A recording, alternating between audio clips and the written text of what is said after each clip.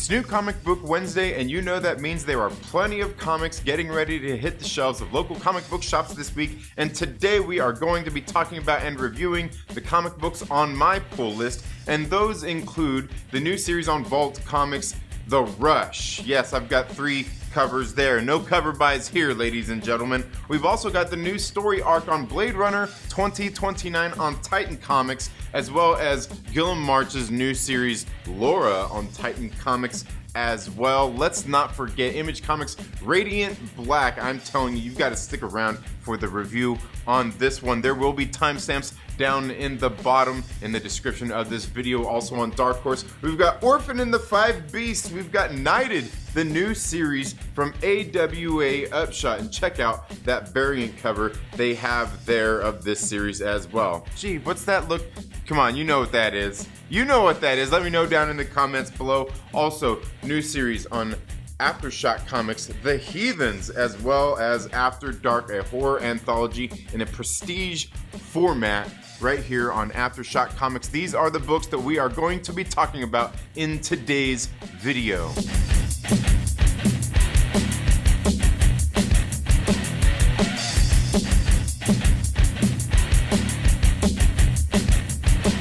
What's up, everybody? Trinity here. Welcome back to Second Street. Smash that like button and let's get right into today's comic book pull list and reviews. Again, there will be timestamps down in the description so you can go and see all of the, just the different books that are on my pull list if you want, and check out and skip to the reviews that you want to see. But before we get into that, every single week there's also trade paperbacks and things like that released of comic books, original graphic novels, and things like that. This week we've got a few coming out that I picked up as well. These are ones I haven't got read yet, but needless to say, I've got them on my list and I can guarantee you they're worth the read, starting off with Dark Horse Comics Haunt of Fear Volume 1. Dark Horse Comics has been doing these re-releases of these books right here. You can flip this around, and this is a little bit bigger format than your typical normal comic book right here. It's got 6 issues in here of the Haunt of Fear. It is collecting issues number 15 through 17 and number 4 through 6 of the classic horror series. These series have been absolutely great. I love the way they're printed. You get in here, look, when you first, this is the back, when you open the back cover up, it's got this big giant picture there of that right there. I think there's probably one here at the very front as well when you open that up. Just great stuff in here. And when you get these books, you're getting these 6 books, and each one of these books, each one of these 6 issues is a little anthology series. They typically have usually 3 to 4 bigger stories in there, and then kind of some little one-offs, like a little one-page stories that they do kind of throughout them as well. And this one has an introduction from Grant Geisman and a foreword from Robert Englund in this one as well. I absolutely love these books. I've got several different ones of them already. I've got Tales from the Crypt. There's also a Vault of Horror. The one I'm still going through right now is the Shock Suspense stories. And this one, The Haunt of Fear, the new one. And I'm telling you, every single one of these is worth the money. They're only $20 and definitely worth your hard-earned dollars for picking up these classic books at your local comic book shop. I've been putting them on pre-order, and they've actually even got EC Comics has been doing the hardcover versions of these books as well. They're a little bit, I think they're a little bit thicker, and they are in hardcovers if you like those. Also on Dark Horse Comics, we've got the 40th anniversary edition of The Evil Dead. I absolutely love The Evil Dead, Evil Dead 2, Army of Darkness, just this whole thing. Sam Raimi with coming in with the Evil Dead clear. What was it? 78 when the first one originally was being made and everything. Just absolutely great stuff. And this one right here, I believe they said is the only official expansion.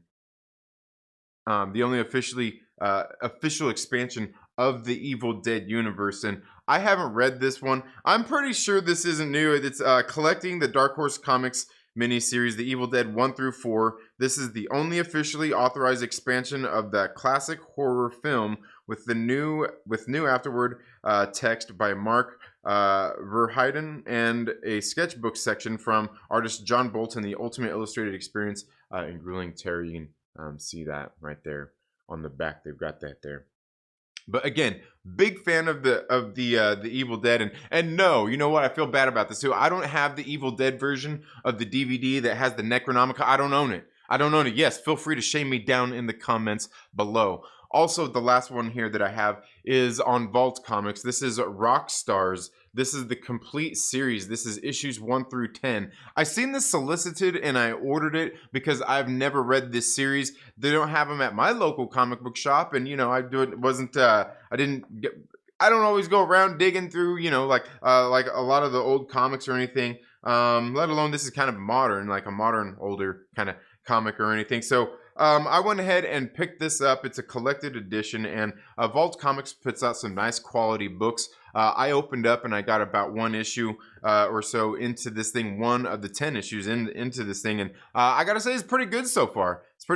Kind of telling this horror story around rock legends, I guess, kind of rock legends, as in the stories that you hear out there. But so far it's pretty good. Let's see, who is it written by?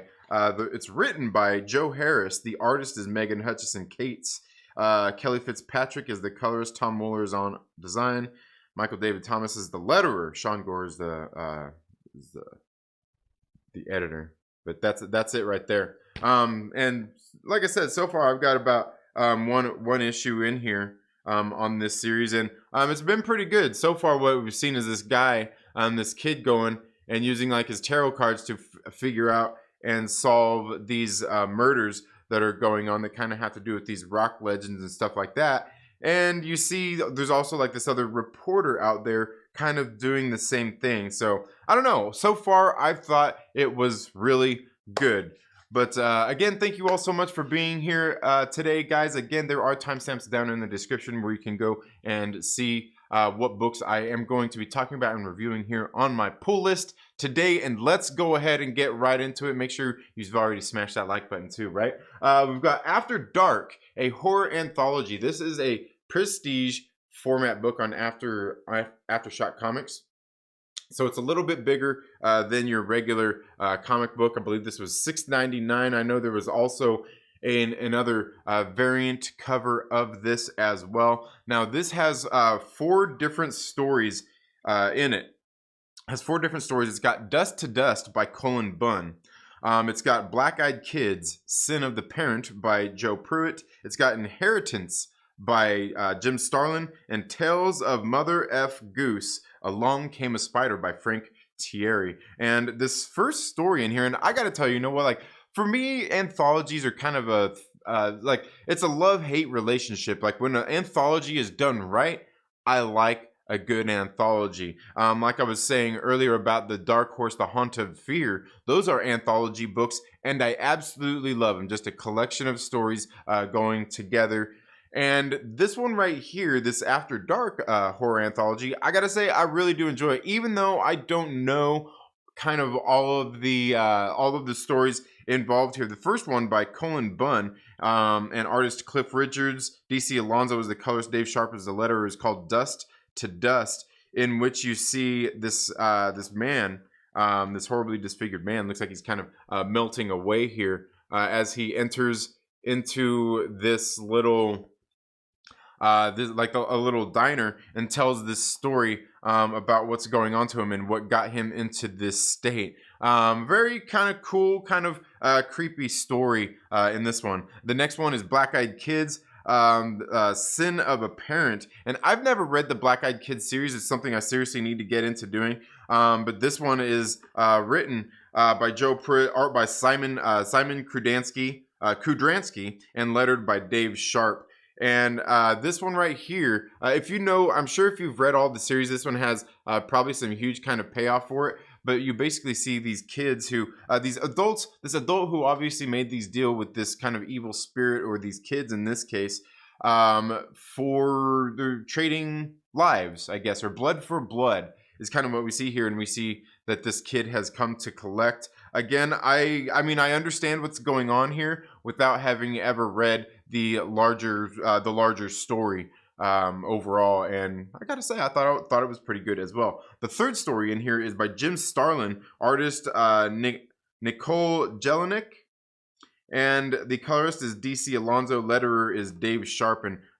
This one I gotta tell you, man, like, you get in here, and this Jim Starlin one. And no, he wasn't the artist, but he just wrote this one. But you see just some really great art when you open this thing up right here. And just very good stuff. And it's kind of this wasteland, this afterworld, you know, after obviously some sort of nuclear fallout after the planet had been wrecked. And you see somebody coming out from this bunker and kind of looking upon the world. And also you see somebody else that lives in the world after all of this. And you see them come together with a their I don't know, I guess you could say a clash of ideals.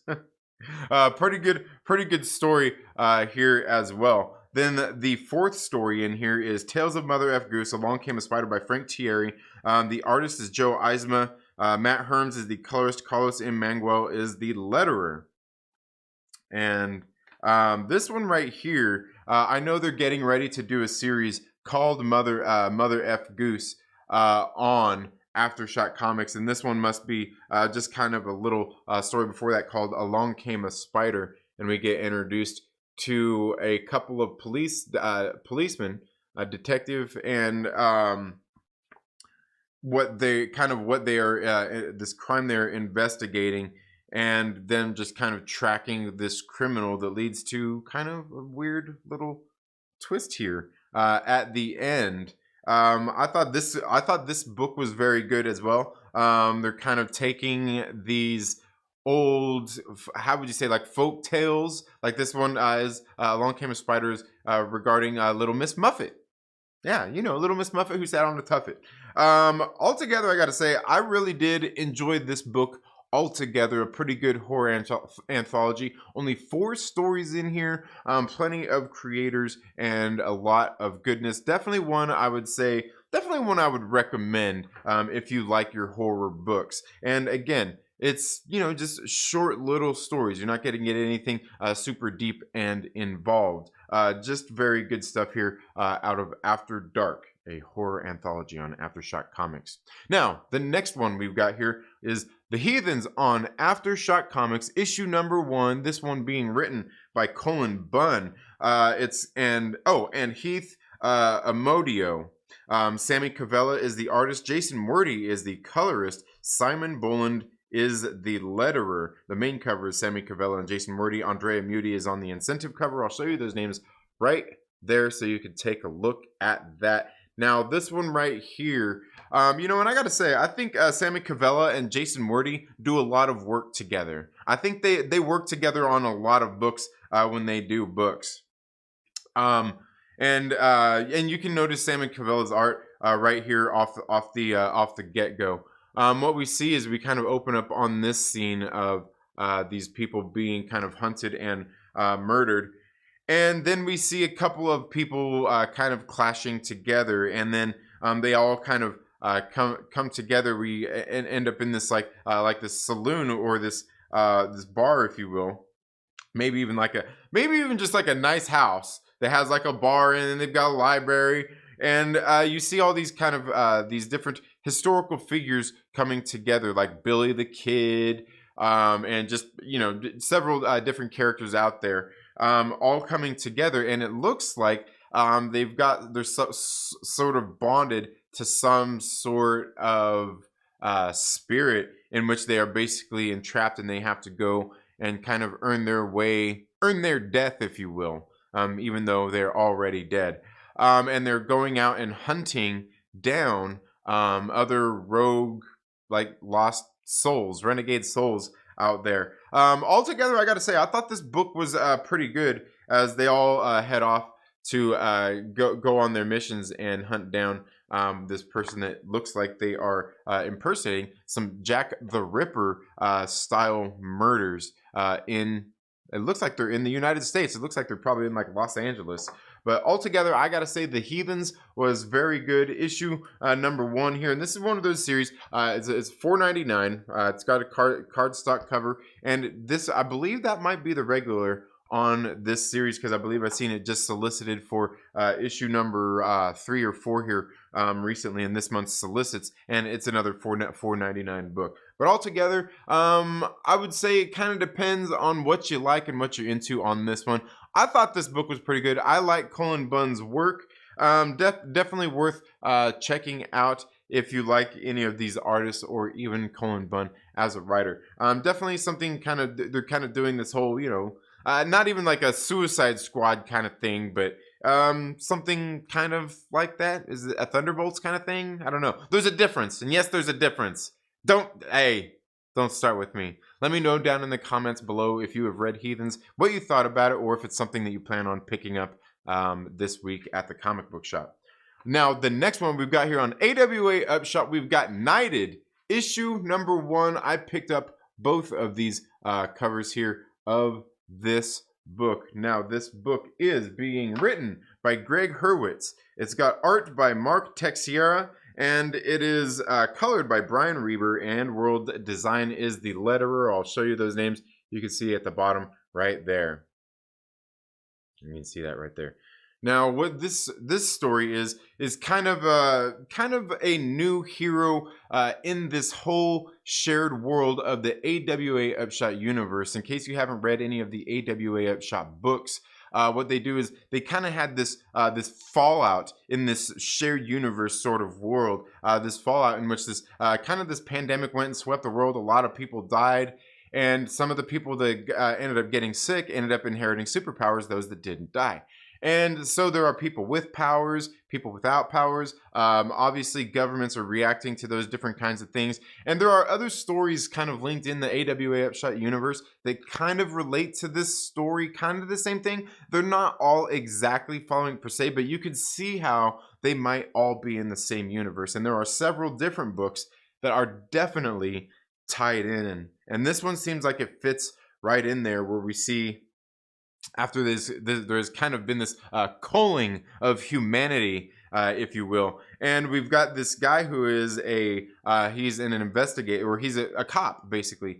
And what he does is he kind of gets all these all the statistics from crimes and everything, and kind of puts them together there at the for the police. And he ends up after kind of his own little scene, he's leaving, and he comes upon this guy who's being mugged out in the street. He returns to the police precinct to kind of report this crime happening. And as he's leaving, he witnesses something else getting ready to happen, and he intervenes. And this is when he finds a hero, a dead hero. And so he ends up taking this dead hero to his headquarters after this hero's kind of car swept him up, takes him to his headquarters to be looked at. And that's kind of where this story unfolds and goes on from there. I don't want to ruin too much of this one. I thought Knighted was very good. Issue number 1, definitely playing on some different some different aspects of kind of different characters here in this story, where you could kind of see and get into that. And here at the very end of the book, that was a little bit of the art here. Here at the end of the book, we get a letter here from Greg Hurwitz, where he goes in and kind of talks about his inspiration for Knighted. And when you read this letter in the back, you'll really kind of get and understand what this series is going to be about, or kind of what it's modeled after. And it really makes sense. I gotta say, I thought Knighted was very good. Definitely worth checking out, especially if you like the AWA Upshot books, which I would say you should probably go and check out all of their series, as well as they are a new publisher and haven't put out too many books quite yet. But I really did like the start of Knighted here in issue number 1. Let me know down in the comments below, are you going to check out Knighted? If you did, and what you thought about it. Again, I think it's definitely a recommend, worth your time on reading, but let me know your thoughts down in the comments below. Now, Moving on into Dark Horse Comics, we got Orphan and the Five Beasts issue number 3. I thought this was going to be a 5 or 6 issue series. This one being written, drawn, lettered, and everything by James Stokoe. And I've got to tell you, man, I picked up issue number 1 just because I was kind of curious. I was like, yeah, I don't know. Like, the cover art kind of got me. I was like, yeah, I like that cover. And then, you know, I got into issue number 1 and read it and seen the art in the book. Absolutely great stuff. James Stokoe doing an awesome job in this. And this book has been on hiatus for a while. Issue number 1 came out months ago. And issue number 2 did. And I kind of forgot a little bit about it. Issue number 1 and 2. I remember just how good of a series it was in those first 2 issues. And the art in this book, man, I'm telling you, the art in this book is just so worth it. Everything here, like just opening up the book, you can see this first page. Look at the art in this thing.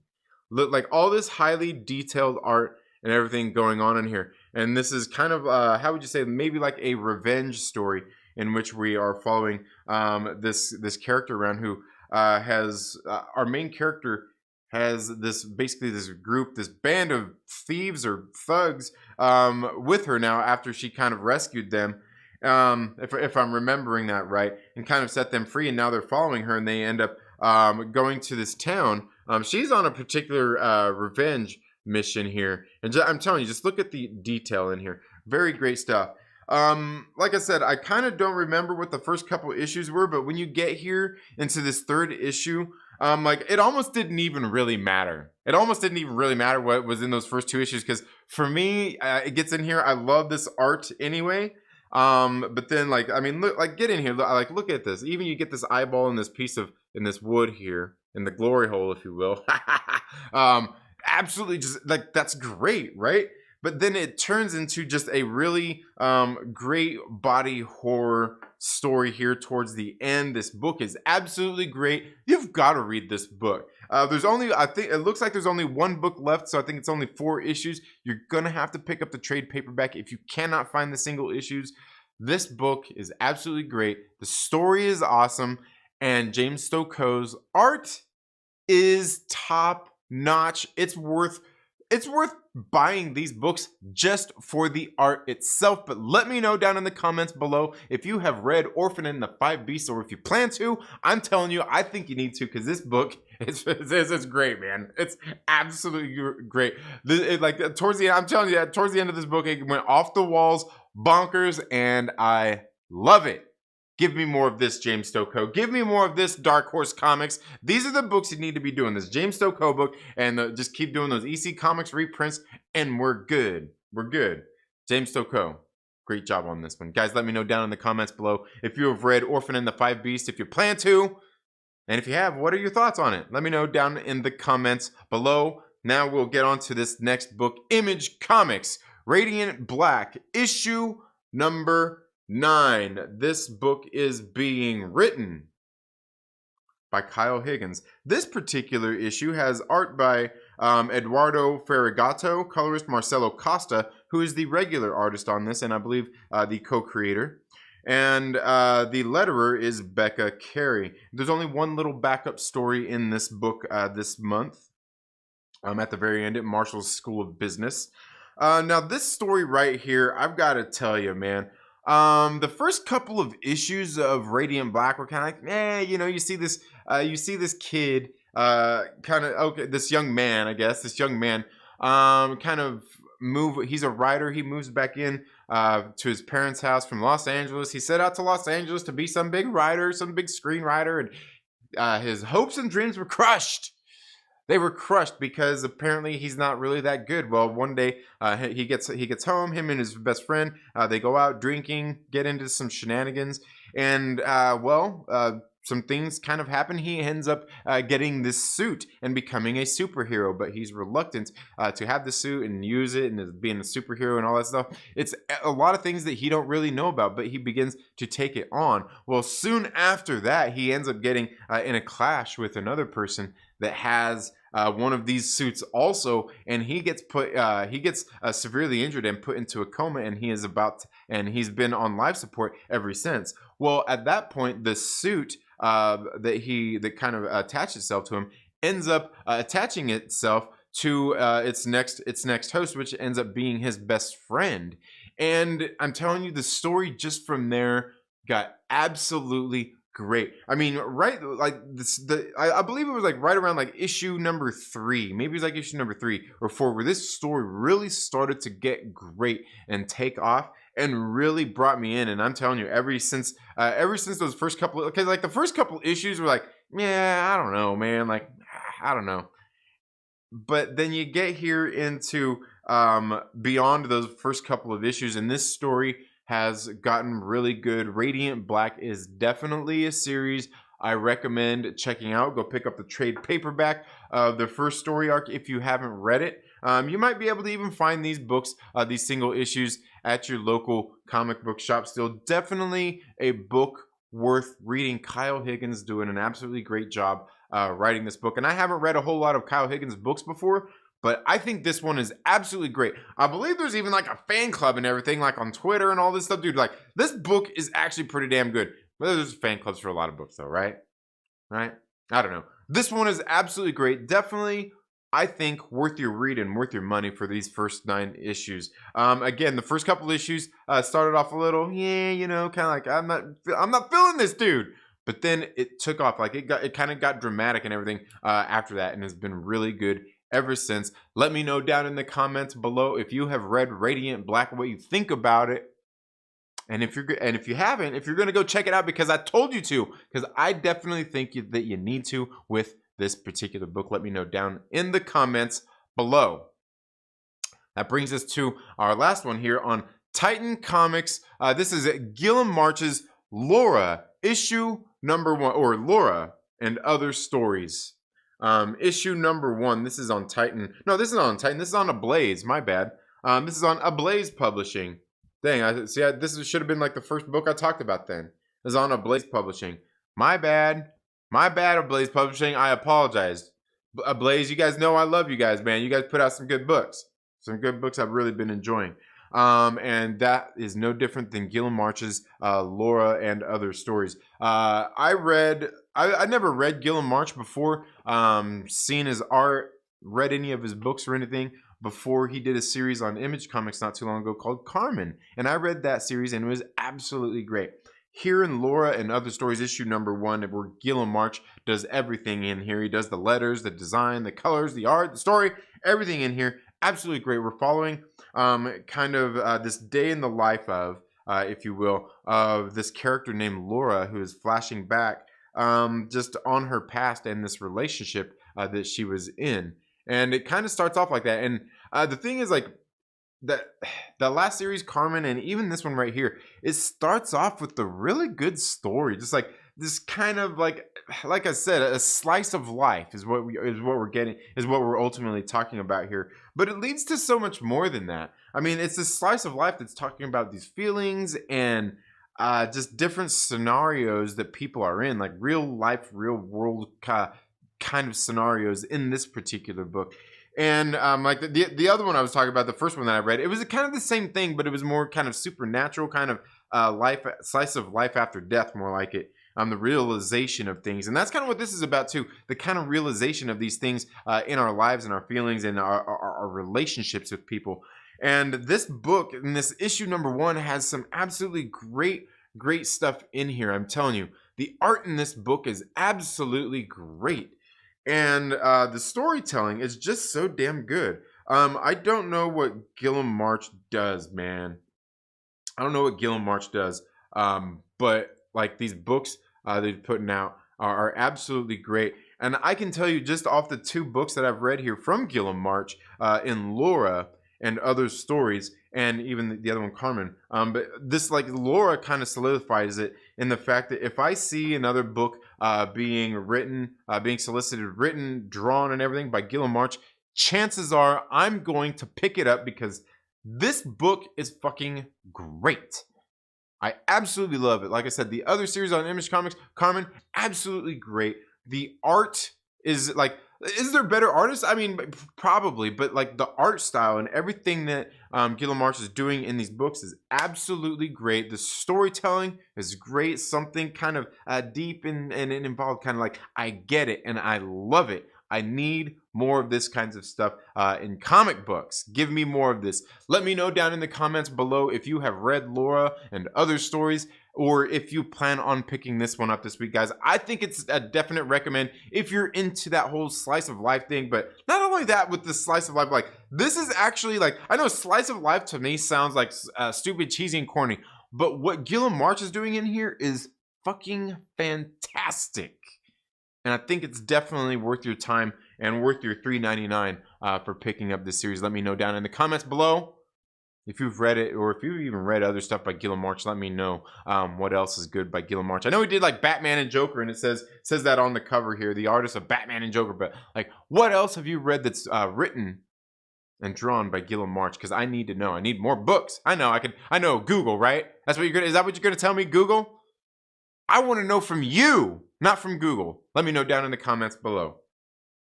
Now, that brings us to my last book of the day. Blade Runner 2090, or not 2099, 2029, issue number 9. I'm sorry. Like, there's too many 9s here. Blade Runner 2029 on Titan Comics, issue number 9. This is the start of a new story arc. This is that Sid Mead variant. You guys know I pick up all these Sid Mead variants, man. Absolutely great stuff. Look, guys, if you can find like issue number 1 and maybe 3, I think. I don't got the Sid Mead variants. If you can find those at your local comic book shop, reach out to me. Get at me, bruh. Let me know. Now, this series, again, like I said, it's starting off a new story arc in this. They've been kind of doing them in 4-issue arcs, and the last couple of series have been 12 books each. 12 books each. So we'll see where this one's going. They've got the same team here pretty much throughout. This one is written by Mike Johnson. It's got art by Andreas Guinaldo, colors by Mark Lesko, lettered by the hardworking Jim Campbell. Edited by David Leitch. Creative consultants are Michael Green, who used to write on this series as well, Kay Perkins and Mello Brown. I'll show you those names right there, and you can even see some of the past series right over here. Now, this series obviously dealing with the Blade Runners and things like that. They've even got a Blade Runner series that's getting ready to come out here, advertised on the back. This is all dealing in the whole Blade Runner series. You know, the replicants, humans, their kind of interactions, all of that kind of stuff. All that cyberpunk matrixy kind of stuff, right? Well, this is like Blade Runner is one of the stories that broke the ground on that stuff. You wouldn't have the Matrix without this, right? Well, Blade Runner 2029 is telling this kind of the story of one of the Blade Runner's first, one of their first detectives that they had in Agent Anna Ashina, where she's been going out and she was hunting down the replicants and all of those kinds of things. Well, she ended up getting on a particular case. Things kind of got involved, and next thing you know, we see that she actually falls in love and has an affair. I guess just falls in love, I guess, with a person that is a replicant, and so, you know, she's kind of compromised, and so she ends up going out and ends up kind of not becoming part of the underground with the replicants, but somewhat, I guess you could say, advocating for them. In more so in a way, not necessarily, but definitely not working so much for the authorities against the replicants at this point. And in this series, we see the story getting a little deeper involved as we come across this new character that has been out on the run here, and this just kind of everything going on between all of these, just all of the replicants, and what's been going on with them, the Blade Runners, the Tyrell Corporation, all great stuff. And I'm telling you, this series has been really good.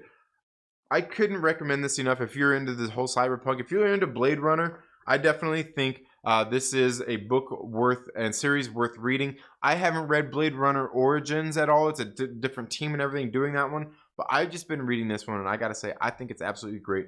Worth your time for reading. Let me know down in the comments below if you've been reading Blade Runner 2029, any of these Blade Runner series, or even if you're just a fan of them. Let me know down in the comments below what you have thought about this series, if you have been reading it as well. I want to know all your thoughts down there in the comments below.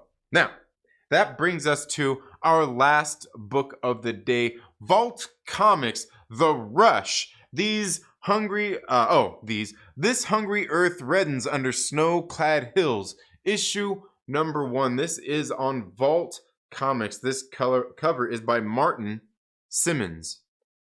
Now, this cover right here is by Tim Daniel. I'll show you that one right there. And then this cover right here is by Matthias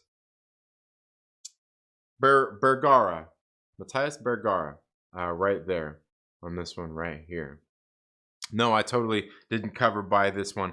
Probably not going to get that other regular cover as well, or any other covers of this. I probably won't get any, I swear. This series right here is part of their Nightfall series. It's a new series here being written by Cy Spurrier. Artist is Nathan Gooden. The colorist is Addison Duke, and it's lettered by Hassan Otsmani El Hau. I'll show you those names right there. And I'll tell you, this is another great addition to their Nightfall series. It's this horror story in which we see this mother going to track down her son back in the 1890s. It's almost the 1900s. 1899 is when this starts off, as a matter of fact. Yeah. Going into the 1900s, and you can see, you know, it's like the American settlers and them moving across the West. And here we see we're kind of being we get a lot of not a lot, but some background here towards the beginning of the story of this mother and how her husband had went off, even with their son, to go prospecting. It looked like they were probably part of the gold rush, but and maybe some more so, not even necessarily just gold prospecting, but also just kind of the westward expansion, but also obviously looking for gold and looking for riches. And she's telling the story of her husband and her son who had gone, and how her husband all of a sudden returned, and he's been back for several months, and he hasn't been home. He hasn't heard anything. She hasn't heard from him, and she knows that he was in town, so she goes to track him down. And lo and behold, her son is not around. He kind of tells this story about what happened to him, that he's gone, and not to go look for him. But she decides to go do that, and we get into some good supernatural and horror elements here in this book. And I've got to tell you, I thought this book was really good. Nathan Gooden is an awesome artist, and I like the art that Nathan Gooden is doing in this story. Go ahead and take a look at some of that art right there.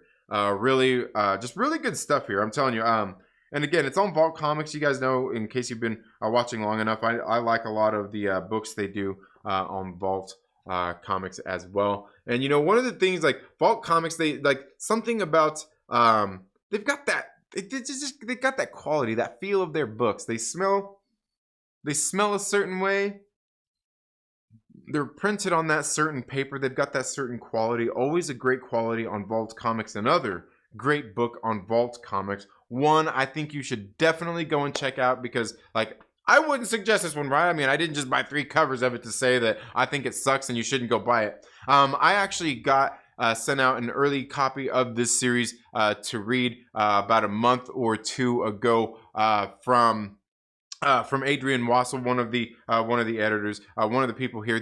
Vault Comics is a small family-owned company. Absolutely great people over there at Vault Comics. Always sending me a lot of early review copies, PDFs, and things like that to do. This series definitely worth checking out. Again, shout out to all the great folks at Vault Comics as well. But that's all I've got for this video today, folks. Again, let me know down in the comments below what you think about the books that I brought home this week on my comic book pull list. I want to know what's on your comic book pull list this week, and also let me know what you thought about these reviews as well. That's all I've got for this video. Thank you all so much for tuning in to the 2nd Street Marvel today. If you're not already, please make sure you subscribe, click the little bell and all of that good stuff. Give this video a thumbs up if you like it. Give it a thumbs down if you don't. It's okay. You're not going to hurt my feelings. But if you would like to take your support of the channel to the next level and become a channel member, you can click the join button right next to the subscribe button here. Or if you're not on an iOS device or something, I don't know why they do it, I don't know. You can also click the link down in the description of this video to learn a little bit more about our channel memberships as well. Become one of the immortal Myrtle Maniacs. I appreciate all the support of all of our channel members. Thank you all so much for being here today. You all have a good day, and we'll see you in the next video. Later.